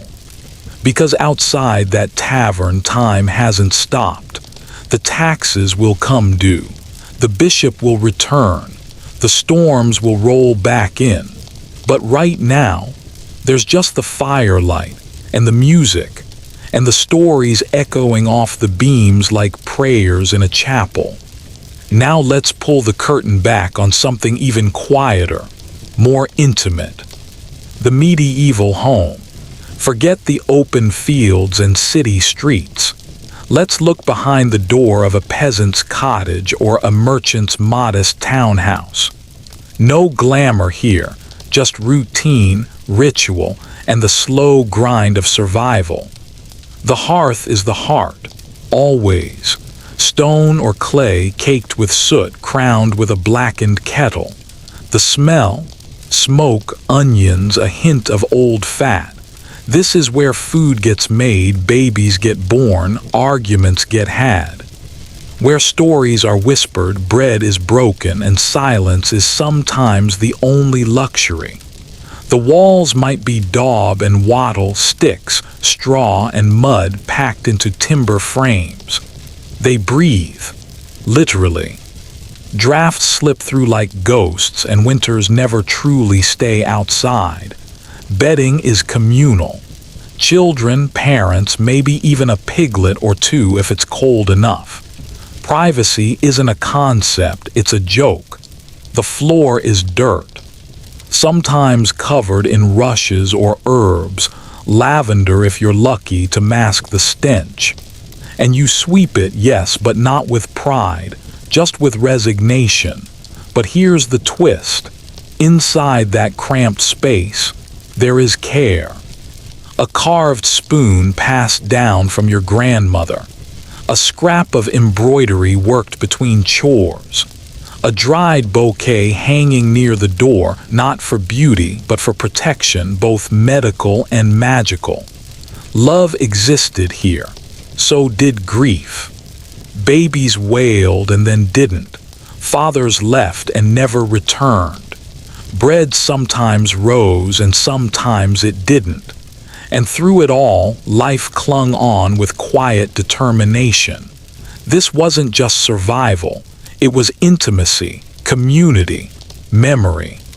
And for many, this world, rough-edged and tender, was all they knew. So if you're still imagining yourself back there in that cottage, curled beneath a threadbare blanket while the wind sighs at the shutters, ask yourself something. Would you survive? Or more importantly, would you belong? Because truthfully, surviving isn't about muscles or grit. It's about adaptation, about finding meaning in the smallest moments. The shared warmth of a cup, a glance, a joke. The Middle Ages weren't just hard, they were human. And that humanity is why their world still echoes in ours. Let's follow that firelight out of the cottage and into the strange and shadowed world of medieval medicine. Because here, as something you won't see in many textbooks, getting sick in the Middle Ages didn't just mean risking your life. It meant stepping into a theater of guesswork, superstition, and sometimes shockingly good instincts. You wake up feverish. Maybe your gums bleed. Maybe your joints swell. There's no thermometer, no Tylenol, no insurance. What you do have: a neighbor with strong opinions, a priest who blames your sins, and a barber surgeon with a blade duller than your dinner knife. Step 1, someone checks your urine, not under a microscope but by eye. They'll swirl it in a glass vial, hold it to the light, and nod solemnly while muttering things like, "Ah yes, bile imbalance." Next, you're probably getting bled. A leech if you're lucky, a lancet if you're not. The theory: illness came from bad humors inside you, blood, phlegm, black bile, and yellow bile. And if you let some blood out, balance would return. Spoiler, it rarely helped. Still, the rituals had meaning. They brought structure to fear. And when you're desperate, even bad answers can feel like control. That's not to say all medieval medicine was nonsense. Far from it. Midwives knew herbs that worked. Cooks understood fermentation. Monks recorded remedies that sometimes miraculously healed. Honey cleaned wounds. Garlic killed bacteria. Yarrow stopped bleeding. And willow bark, that one actually contained a compound later used in aspirin. But here's the catch. The line between healing and heresy was razor thin. If you were a man with a book, doctor. If you were a woman with the same knowledge, witch. Too many women, wise, experienced, fiercely independent, were accused, tortured, or burned simply because they understood the body better than the bishop. And yet they kept going, kept helping, kept healing, because someone had to. Let's shift again. Not to healers, but to those at the edge of healing, those who walked between life and death. The grave diggers, the bell ringers, the plague cart drivers. Yes, let's talk about the plague. It wasn't one moment, it came in waves. Whole towns emptied in days. The air changed. Birds stopped singing. People locked their doors and hoped the knocking didn't come for them. What did it feel like? Like time slowed down. Like the sun refused to rise properly. Like every cough in the village might be your last lullaby. Victims got buboes, large black swellings in the armpits and groin. Fevers soared. Delirium set in. People vomited black bile. Some died within 24 hours. And the living, they did what they could. Some fled to the hills. Some whipped themselves in the streets, begging forgiveness. Others danced in silence, trying to move death out of their bodies. Doctors wore those bird-like plague masks, not for fashion, but to stuff the beak with sweet herbs, hoping to filter out miasma, the bad air thought to carry disease. It didn't work, but again, it was something. A ritual. A shield, however flimsy. And through it all, the death bells tolled. One after another, all day, all night. If you survived the plague, you didn't just earn scars, you carried a kind of haunted wisdom. You saw how quickly the world could fall apart. You learned how precious and how absurd life really was, and the world did keep going, because it had to. People rebuilt, replanted, repaired, and maybe most of all, remembered.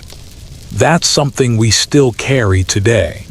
That instinct to mourn and move forward at the same time, to light a candle in the ruins, to laugh at funerals, to wear black not just for grief, but for strength. So before we end tonight's journey, here's one more image to hold. A child, barefoot in the mud, holding a carved wooden toy. He doesn't know who the king is. Doesn't know about humors or heresy. All he knows is that when he spins the toy just right, it whistles in the wind. And for that moment, just that breath of time, he is happy. That child, that's the real Middle Ages, not the castles, not the blood, but the in-between.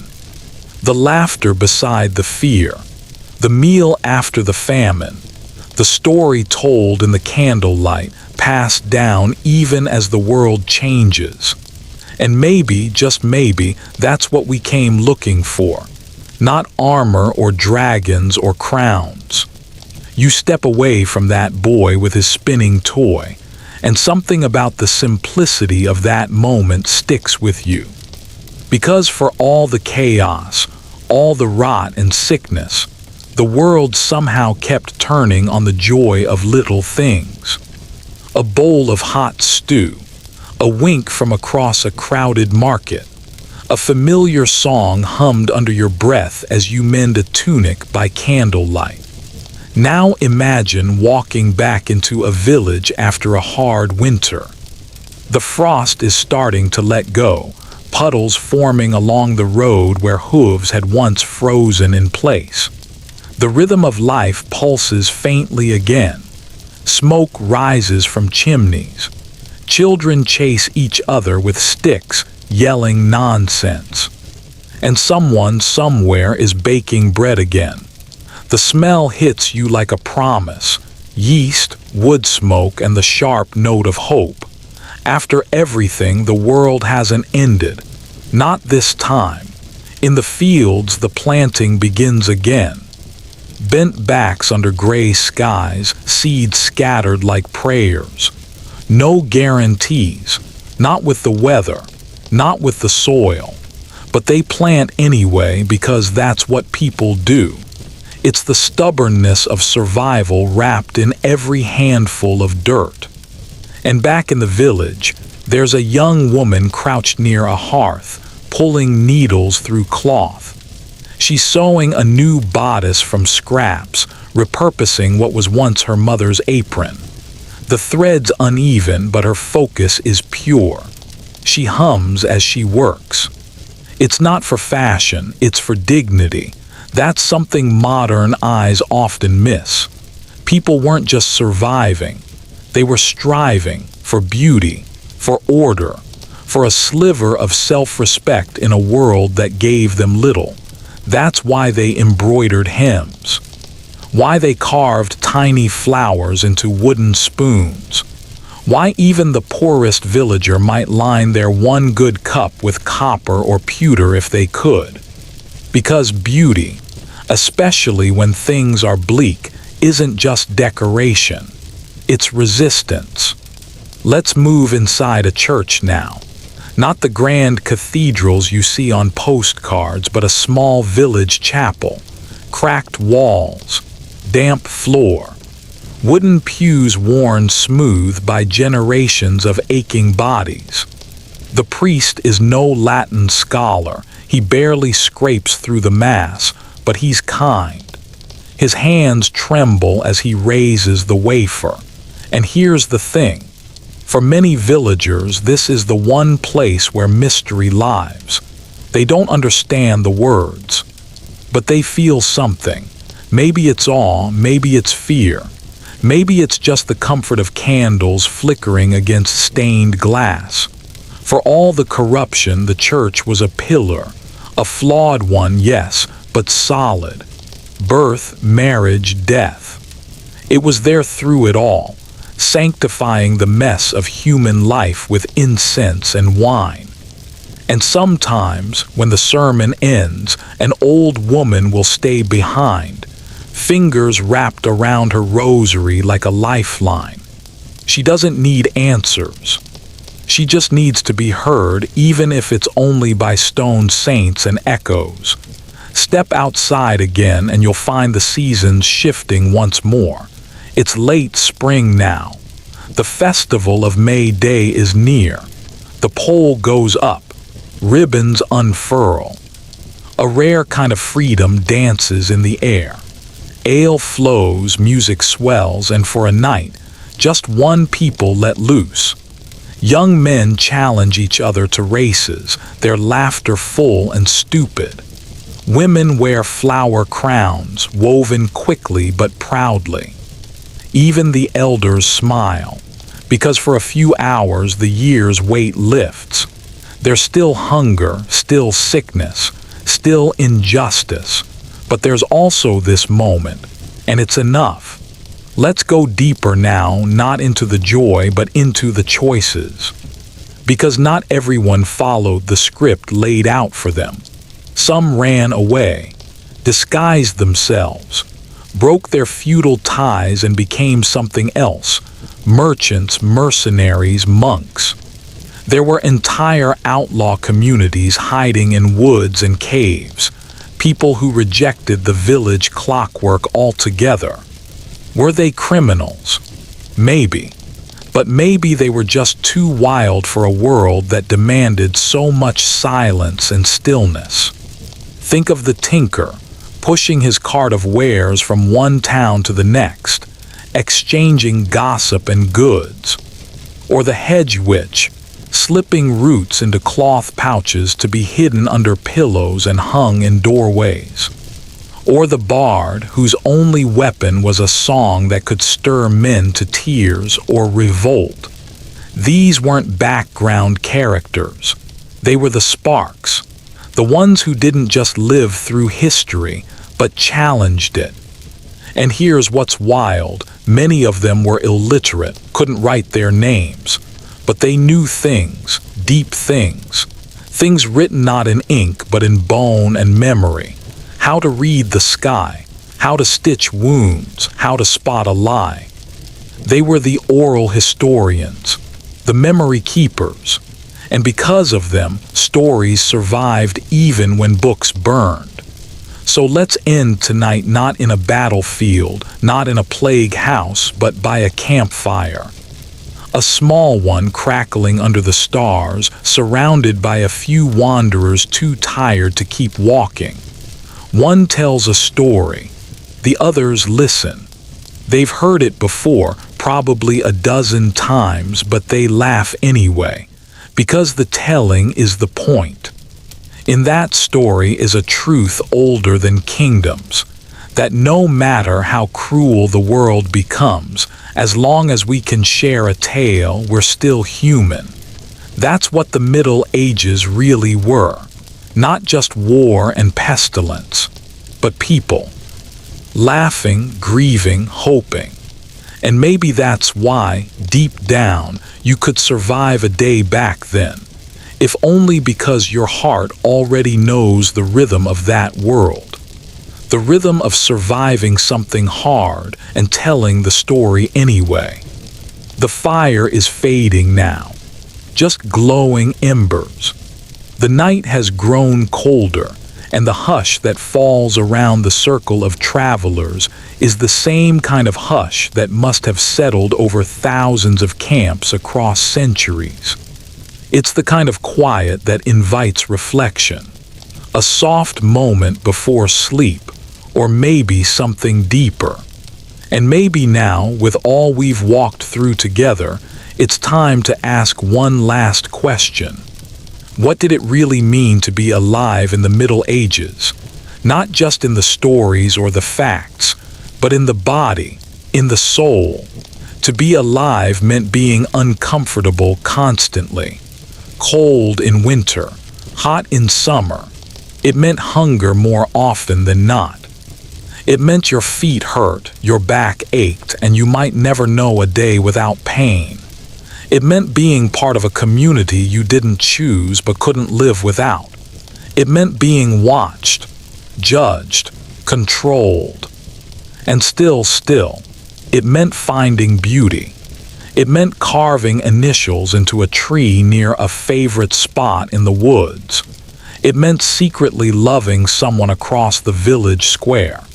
It meant singing when you worked, even if your voice cracked. It meant kneeling by a river at sunrise and feeling, if only for a moment, that the world might actually be sacred. It meant being terrified, yes, but also being brave in ways we can barely imagine. Because remember, these were people who woke up every day not knowing if they'd survive the week, who faced famine, disease, war, childbirth without medicine, winter without heat. And they didn't crumble. They adapted. They endured. They found a way. That's not weakness. That's courage. And the more you sit with that idea, the more you might realize something unexpected. You watching this right now are a product of that same resilience. Your ancestors survived this. Not just kings and queens, but peasants, midwives, heretics, thieves, and warriors. People who lived in thatched-roof homes, who danced around bonfires, who whispered secrets into the dark and stared at the same moon you do now. Their blood runs in your veins. You carry their songs, their fears, their stubborn hope. You might have air conditioning, antibiotics, Wi-Fi, and a coffee maker, but you are still part of their story. You're living in the chapter they never got to read. And maybe that's the real reason we tell these tales. Not just to learn about them, but to remember who we are. So let's not romanticize the Middle Ages. Let's not pretend they were better or worse than they were. Let's just see them clearly, with all the contradictions, all the absurdities, All the blood, the bread, the barn smells, and the beauty. Let's honor the grit it took to live a single day back then. Let's remember the laughter in the mud, the dreams whispered into straw pillows, the courage of every child who picked up a stick and pretended it was a sword. Because that spirit, that heart, it didn't vanish with time. It's still here. It's in the way you get up on a hard day and keep going. It's in the meals you cook with love, in the stories you share, in the moments you pause, look out a window, and feel grateful for something you can't quite name. And if you've made it all the way through this journey with me, thank you. I hope you saw more than just history tonight. I hope you felt something, saw yourself in those flickering shadows, because in some strange way, you were there too. And now, as we close this story and return to the modern world, remember this. You wouldn't just survive a day in the Middle Ages. You'd find a way to live it. Good night, fellow traveler. Sleep well and carry their stories with you.